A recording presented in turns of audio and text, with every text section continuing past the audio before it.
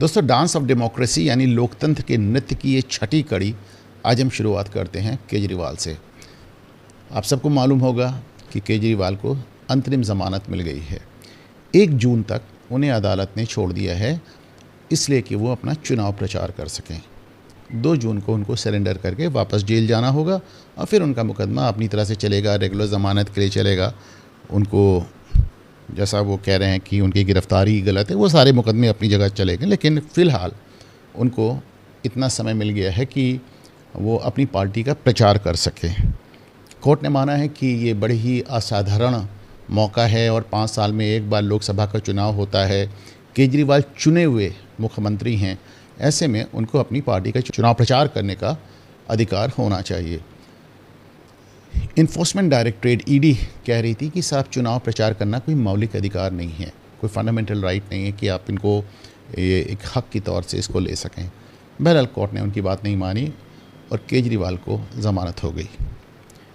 एक बात अब इसमें जिसे कहते हैं, कोई अंग्रेज़ी में कहते हैं पैंडोराज बॉक्स खोलना, मतलब अब आपने एक ऐसा आदेश दे दिया है जिसके अलग अलग मायने होंगे और जाहिर सी बात है, आप देश की सर्वोच्च अदालत हैं, आपके दिए हुए फैसलों का असर तमाम हाई कोर्ट्स पे होगा।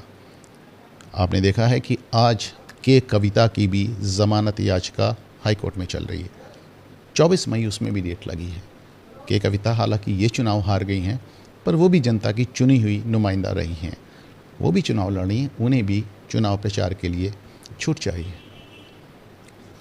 जब केजरीवाल को छोड़ा जा रहा है तो मनीष सिसोदिया को क्यों नहीं? वो भी तो डिप्टी सीएम है। क्या सीएम और डिप्टी सीएम में इतना फ़र्क हो सकता है? मनीष सिसोदिया चुने हुए हैं, उसी राज्य से चुने हुए हैं, केजरीवाल की डिप्टी हैं, उन्हें भी छोड़ दें, उनको भी हक है। फिर अगर ये बात सही है तो कि केजरीवाल एक चुने हुए मुख्यमंत्री हैं तो उनको चुनाव प्रचार के लिए छोड़ा जाना चाहिए, तो मनीष सिसोदिया को भी छोड़ा जाना चाहिए। सत्येंद्र जैन भी उसी जेल में बंद हैं, उनको भी छोड़ा जाना चाहिए। देखिए, ऑलरेडी इसके असरात नज़र आने लगे हैं। लालू यादव के लिए डिमांड उठने लगी है। सबसे पहले तो देखिए, हेमंत सोरेन के लिए आपने देखा कांग्रेस का बयान भी आ गया कि केजरीवाल अगर मुख्यमंत्री हैं तो हेमंत सोरेन भी मुख्यमंत्री थे, गिरफ्तारी तक, जेल जाने तक। वो अलग बात है कि हेमंत सोरेन ने जेल जाने से पहले इस्तीफ़ा दे दिया, केजरीवाल ने इतने दिन जेल में रहकर भी इस्तीफ़ा नहीं दिया, इसलिए वो मुख्यमंत्री बने हुए हैं। तो हेमंत सोरेन के लिए डिमांड उठ रही है, हेमंत सोरेन का मुकदमा चल रहा है।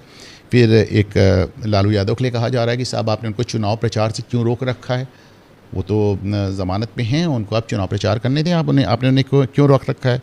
और एक जो सबसे बड़ा केस अब निकल के आ रहा है कि अमृतपाल सिंह ने हाई कोर्ट मूव किया है कि उसको भी चुनाव लड़ने की और चुनाव प्रचार करने की इजाज़त दी जाए, उसको भी ज़मानत दी जाए। अमृतपाल सिंह, आपको याद होगा कि जर्नैल सिंह भिंडरावाले की तरह एक नए आतंकी के रूप में उभर के आए थे और वारिस पंजाब दे करके उनका एक मूवमेंट है, और जिसके तहत आपने देखा था किस तरह उन्होंने थाने पे हमला करके अपने आदमियों को छुड़ा लिया था, पुलिस वालों को घायल करके। और काफ़ी उनके आतंकी उनका तरीका है और खालिस्तान को लेकर वो बहुत ज़्यादा एक्टिव रहते हैं। तो बात केजरीवाल से शुरू हुई और अमृतपाल सिंह तक पहुंच गई। जैसा मैंने कहा कि कोर्ट ने एक पैंडोरास बॉक्स खोल दिया है। अब किसको राहत मिले और किसको ना मिले या तो आप सबको राहत दे दें या आप कुछ लोगों को राहत देंगे, तो जाहिर सी बात है फिर ये उठेगा कि साहब, कोर्ट पिक एंड चूज़ कैसे कर रही कि इसको राहत दे रहे हैं और इसको नहीं दे रहे हैं।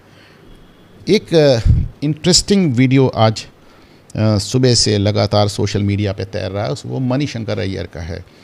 और मणिशंकर अय्यर, आपको मालूम है, ये वही मणिशंकर अय्यर हैं जिन्होंने 2014 के चुनाव के पहले कहा था कि नरेंद्र मोदी जीतने वाले नहीं हैं, हम उनको कांग्रेस के अधिवेशन में चाय लगाने की एक दुकान दे देंगे, खोखा दे देंगे, वहाँ आके वो चाय बेच सकते हैं। बहरहाल मोदी जीत गए। उसके बाद लगातार मणिशंकर मोदी पे प्रहार करते रहे, उसमें उन्होंने नीच, चाय वाला, पता नहीं क्या क्या कह डाला, और फाइनली कांग्रेस को उनको कुछ दिन के लिए पार्टी से सस्पेंड भी करना पड़ा, लेकिन वापस ले लिया। अब उनका एक नया बयान चला। आपको मालूम, मणिशंकर पाकिस्तान को लेके बहुत बयानबाजी करते रहते हैं, वो अक्सर लाहौर जाते रहते हैं और बताते रहते हैं कि किस तरह दोनों देशों के बीच दोस्ती बहुत इंपॉर्टेंट है, वगैरह वगैरह। आज उन्होंने कहा है कि पाकिस्तान को इज़्ज़त देना सीखिए। पाकिस्तान एक सोवरेन मुल्क है, अगर आप उसे इज़्ज़त नहीं देंगे, आप उससे बात नहीं करेंगे, तो वहाँ पे कोई एक पागल शासक आ जाएगा तो आपको ऊपर एटम बम फेंक देगा और फिर आप अकड़ते रहिएगा। तो अजीब सी बात करते हैं। वो कहते हैं कि पाकिस्तानी आपके ऊपर एटम बम फेंक देंगे। आप अगर पाकिस्तान पे एटम बम फेंकेंगे तो उसका रेडिएशन आपके पास पलट के आ जाएगा, यानी पाकिस्तान फेंकेंगे तो आपको नुकसान होगा, आप फेंकेंगे तो आपका नुकसान होगा। इसलिए पाकिस्तान के एटम बम से डरिए, पाकिस्तान को इज़्ज़त दीजिए और उनसे बात कीजिए। अब ये एक बड़ी अजीब सी बात हो रही है कि जब भी कोई चुनाव होता है तो मणिशंकर अपना कुछ अलग सी ही थ्योरी लेके आ जाते हैं, जिसके चलते हमेशा कांग्रेस डिफेंसिव हो जाती है। अभी हमने कुछ दिन पहले देखा, सैम पित्रोदा के बयानों को देखा, 2-4 दिन पहले उनके बयानबाजी लगातार चल रही है। अंततः सैम पित्रोदा से इस्तीफ़ा लिया गया, अब मणिशंकर का बयान आ गया। जाहिर सी बात है कांग्रेस इससे भी दूरी बनाएगी, छटपटाएगी। उधर आपने देखा कि रॉबर्ट वाड्रा एक के बाद एक बयानबाजी करते चले जा रहे हैं कि साहब हमें टिकट दे दीजिए, हमें लड़ा दीजिए, नहीं तो हमें अपोजिशन से ऑफ़र है। अब वो कह रहे हैं हमें राज्यसभा भेज दीजिए। वो अलग बात है कि रॉबर्ट वाड्रा पता नहीं कांग्रेस के मेंबर भी हैं कि नहीं। मैंने तो कभी देखा नहीं कि उन्होंने कांग्रेस पार्टी की मेंबरशिप ली हो, लेकिन वो शाही दामाद हैं तो जाहिर सी बात है कि उनके खिलाफ़ कोई कार्रवाई नहीं हो सकती। और सोशल मीडिया पे अब बात हो रही है कि साहब सब के सब वो तमाम लोग जो चुनावी माहौल में कांग्रेस को एम्बैरस करते रहते हैं, शर्मिंदा करते हैं, बैकफुट पे डालते हैं, वो सब इस समय बोल रहे हैं। सिर्फ दिग्विजय सिंह की कमी है। दिग्विजय सिंह एक अलग नेता हैं जो जब भी ज़ुबान खोलते हैं कांग्रेस दिक्कत में आ जाती है। इनफैक्ट आपको याद होगा कुछ दिन पहले दिग्विजय सिंह का एक वीडियो सोशल मीडिया पे आया था, जहाँ पे वो कह रहे थे कि मैं जहाँ पे चुनाव प्रचार करने जाता हूँ कांग्रेस के वोट कम हो जाते हैं। तो एक मजाक चल रहा है कि साहब सब लोग आ गए, बस दिग्गी राजा की कमी है। असदुद्दीन ओवैसी, आपको मैंने कल वाले एपिसोड में बताया था कि किस तरह नवनीत राणा ने एक बयान दिया था कि साहब नवनीत राणा के बारे में मैंने कल भी आपसे कहा था कि वो विवादास्पद बयान देने के लिए जाने जाती हैं। इनफैक्ट उन्होंने राहुल गांधी पे भी कहा कि अगर राहुल गांधी जीतेंगे तो उसका सेलिब्रेशन पाकिस्तान में होगा, और इसको लेकर उनके खिलाफ अभी FIR भी हो गई है कल। तो उन्होंने एक आपको याद दिला दूं कि 2014 में अकबरुद्दीन ओवैसी, जो ओवैसी के छोटे भाई हैं जो इनकी पार्टी के स्टेट प्रमुख भी हैं और कैबिनेट मिनिस्टर भी रहे इतने दिन, उनका एक बहुत बहुचर्चित वीडियो सोशल मीडिया पे आता है जिसमें वो कह रहे थे 15 मिनट के लिए पुलिस हटा दो तो हम 20 करोड़ मुसलमान 80 करोड़ हिंदुओं को ठिकाने लगा देंगे। तो इसका जवाब अभी नवनीत राणा ने कुछ दिन पहले दिया। उन्होंने कहा कि साहब आप 15 मिनट की बात करते हैं, हम तो कह रहे हैं 15 सेकंड के लिए पुलिस हटा दो, दोनों भाई गायब हो जाएंगे। अब उस पर ओवैसी ने कल भी प्रहार किया था। उन्होंने कहा था कि 15 सेकंड क्या है, हम आपको 1 घंटे की मोहलत देते हैं, आप देखिए हमारा क्या बिगाड़ेंगे, आप बताइए, वगैरह वगैरह। एक बातचीत चल रही थी कि साहब जिसे ज़ुबानी जंग कहते हैं। आज ओवैसी एक कदम और आगे बढ़ गए। उन्होंने कहा कि ये तो मैं हूँ जो अकबरुद्दीन ओवैसी को रोक के रखा हूँ, अगर मैं छोड़ दूँ तो किसी के बाप की नहीं सुनता, वो कोई कंट्रोल नहीं कर पाएगा उसको, वो एकदम अभी क्या कर पाएगा ये तो ओवैसी ही बता पाएंगे। पर वो कहते हैं वो सालेर का बेटा है और वो किसी के रोके नहीं रुकता, तो शेर है, चीता है, वगैरह वगैरह। शेर चीते से मुझे याद आया, आज कन्नौज में अखिलेश यादव और राहुल गांधी जॉइंट सभा कर रहे थे, वहाँ भी वो अपने आप को शिकार पे निकला हुआ शेर बता रहे थे। अब इसका क्या मतलब होगा, मेरे ख्याल से यही दोनों बेहतर बता पाएंगे, मेरा कमेंट करना ठीक नहीं होगा। कन्नौज में जो लड़ाई चल रही है, देखें इस समय जो 4th फेज़ है उसमें सबसे ज़्यादा उत्तर प्रदेश के लिहाज से कन्नौज की सीट ही दिलचस्प है। क्योंकि आपने देखा कि यहाँ डिम्पल हार चुकी हैं। आपने देखा ये वो सीट है जहाँ पे अखिलेश यादव ने किसी को सामने नहीं खड़े होने दिया था, डिम्पल को निर्विरोध जिता दिया था। आपने देखा ये वो सीट है जो अखिलेश यादव, डिम्पल, मुलायम सिंह यादव, इनकी पारिवारिक सीट है। ये इसको लगातार जीतते रहे और पिछले चुनाव में इसमें भारतीय जनता पार्टी सुब्रत पाठक ने डिम्पल यादव को लो मार्जिन से, नैरो मार्जिन से, मात्र 12-13 हज़ार वोट से हरा दिया था। इस बार अखिलेश यादव वहाँ खुद पहुँच गए। अखिलेश यादव एकदम आखिरी दिन नामांकन पे पहुंचते हैं और कन्नौज के समाजवादी पार्टी के ज़िला प्रमुख कहते हैं कि अखिलेश ने आखिरी दिन नामांकन इसलिए किया कि भारतीय जनता पार्टी उनके खिलाफ कोई हैवी वेट कैंडिडेट ना ला पाए। यानी जाहिर सी बात है कि अखिलेश यादव वहाँ पे गए तो ज़रूर हैं पर डर रहे हैं। उन्हें लगा है कि सुब्रत पाठक से तो हम शायद लड़ भी लें, कोई बड़ा कैंडिडेट नहीं आना चाहिए। देखिए जहाँ तक कन्नौज का सवाल है, मैंने व्यक्तिगत रूप से महसूस किया कि सुब्रत पाठक जो यहाँ वर्तमान सांसद हैं उनको लेके क्षेत्र में कोई बहुत अच्छी फीलिंग नहीं है। उनके खिलाफ एक इनकम्बेंसी है, लोग उनसे नाराज़ हैं, लोग उनके बर्ताव से नाराज़ हैं। लेकिन वही सुब्रत पाठक इस चुनाव को धीरे से नरेंद्र मोदी और राष्ट्रीय मुद्दों पर ले जाना चाह रहे हैं। जैसा कि हमने देखा है कि ज़्यादातर सांसद कोशिश करते हैं कि साहब आप हमको नहीं, नरेंद्र मोदी को देख के वोट दीजिए, मिलता भी रहा है। लेकिन ये फैक्टर इस तीसरे चुनाव में नरेंद्र मोदी के उतना प्रभावी नहीं लग रहा है। लेकिन वहाँ एक और फैक्टर अब आपको काम करता नज़र आ रहा है। अखिलेश यादव ने, जाहिर सी बात है वो खुद लड़ रहे हैं चुनाव, तो वो मतलब कोई कसर नहीं उठाना चाहते। 8 साल से नरेश उत्तम चले आ रहे थे उनके प्रदेश अध्यक्ष, कुर्मी समाज से आते हैं। पहले नरेश उत्तम लिखते थे, अब जब फतेहपुर चुनाव लड़ने पहुँचे हैं तो अपना नाम बदल के वो नरेश उत्तम पटेल लिखने लगे हैं जिसमें किसी को कोई डाउट ना रहे कि वो कुर्मी है। 8 साल से वो समाजवादी पार्टी के प्रदेश अध्यक्ष थे। बीच चुनाव में भी 2 दिन पहले अखिलेश यादव, जिस दिन बरेली में वोट पड़ा था उसके 1 दिन पहले अखिलेश यादव ने उनको हटा दिया, जबकि बरेली में कुर्मी वोट बहुत प्रभावी है, वहाँ सबसे ज़्यादा कुर्मी वोट है, उसका असर भी उनको बरेली में नज़र आया। लेकिन अखिलेश यादव को फ़र्क नहीं पड़ता कि बरेली में कुर्मी वोट देता है या नहीं। अखिलेश यादव को ये भी फ़र्क नहीं पड़ता कि पूरे पूर्वांचल में कुर्मी वोट मिलेगा कि नहीं मिले।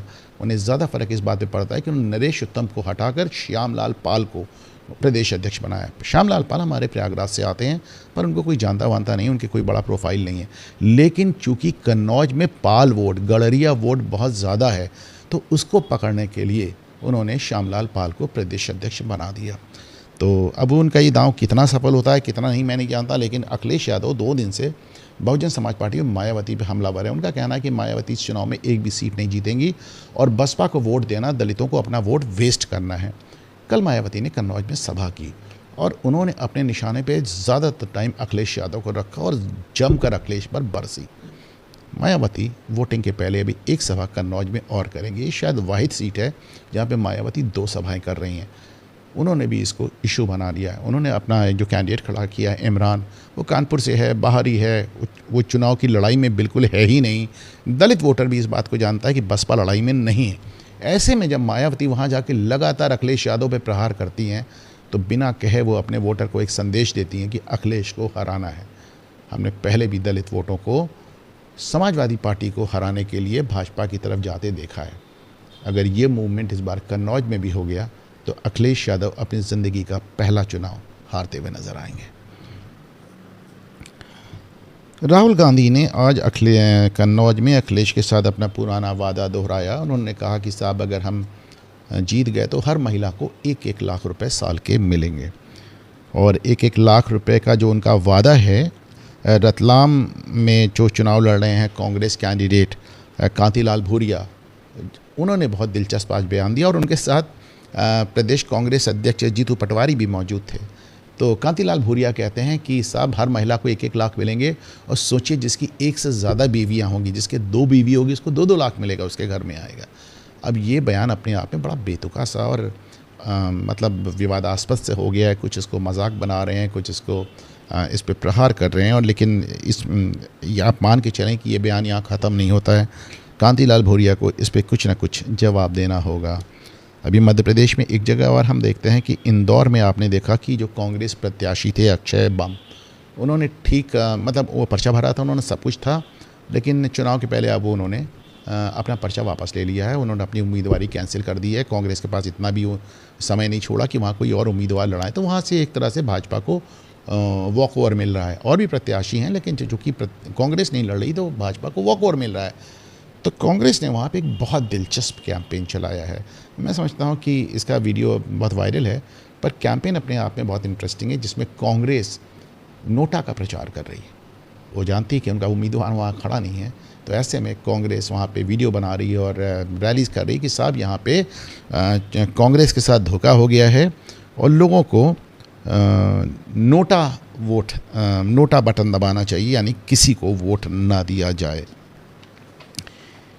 एक आखिरी आज का जो एपिसोड है वो प्रधानमंत्री नरेंद्र मोदी को लेकर। देखिए, नरेंद्र मोदी, मैं हमेशा कहता हूं कि कुछ लोग हैं जो जनता से संवाद स्थापित कर सकते हैं, कुछ नहीं कर पाते। मोदी स्थापित कर लेते हैं, राहुल गांधी नहीं कर पाते। तेजस्वी यादव जनता से एक जिसे कहना चाहिए मैं संवाद बना लेते हैं, अखिलेश यादव नहीं कर पाते। केजरीवाल बना लेते हैं तो कोई और मान ले आप नहीं कर पाता। मतलब जनता से संवाद बनाना भी अपने आप में एक कला है। आज नरेंद्र मोदी बहुत ही दिलचस्प बयान देते हैं। वो कहते हैं कि साहब कांग्रेस कह रही है अपने कि हमें ज़मीन में गाड़ देंगे। शिवसेना जो उद्धव ठाकरे वाली है वो भी कह रही हमें ज़मीन में गाड़ देंगे। आपको याद होगा संजय राउत ने, कल मैंने आपको बताया था, बयान दिया था कि हमने औरंगज़ेब को ज़मीन में गाड़ दिया, हम मोदी को भी गाड़ देंगे, अमित शाह को भी गाड़ देंगे।